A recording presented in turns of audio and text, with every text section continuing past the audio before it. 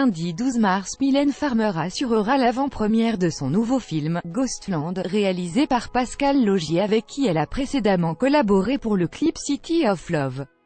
Particulièrement attendu, ses fans sont déjà postés au pied du Grand Rex. L'artiste de 56 ans qui prévoit parallèlement son nouvel album, Rolling Stone, pour l'automne prochain, s'est exprimé la veille sur le plateau du journal télévisé de 20h sur TF1, attirant plus de 7 millions de téléspectateurs. Parlant de sa voix douce et mélancolique, elle s'est notamment confiée sur son amour pour le cinéma, ne tarissant pas d'éloges à propos du metteur en scène Pascal Laugier, de quoi le réconforter alors que la production du film est attaquée par l'une des jeunes actrices qui a été victime d'un accident de tournage. Mylène Farmer déclare « J'ai rencontré un réalisateur exceptionnel.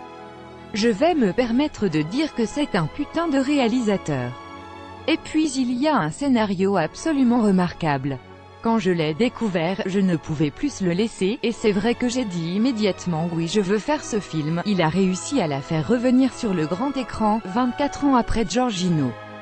Sorti en 1994, Giorgino est réalisé par Laurent Boutonnat, musicien, auteur, compositeur, producteur et réalisateur qui a été le compagnon de Mylène Farmer.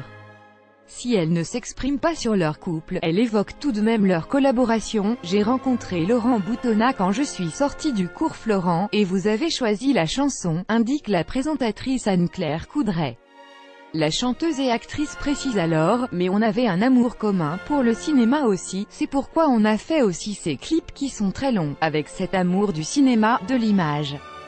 Laurent Boutonnat avait réalisé un premier long-métrage à l'âge de 16 ans, La balade de la féconductrice, film interdit aux moins de 18 ans, NDLR.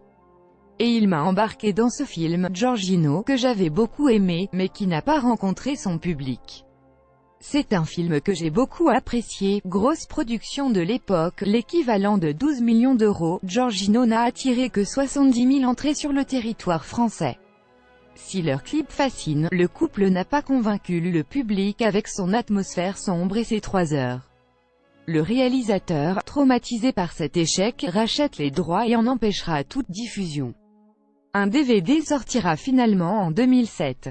L'histoire, 1918. Blessé, le jeune docteur Giorgio Voli est rendu à la vie civile et part aussitôt retrouver le groupe d'enfants dont il s'occupait avant la guerre. Il arrive dans une région perdue aux habitants hostiles et ne trouve qu'un vieil orphelinat vide. Les enfants ont disparu dans des conditions mystérieuses. Terrifié et anéanti par ce qu'il apprend, Giorgio fait alors la rencontre de Catherine, une étrange jeune fille dont il s'éprend.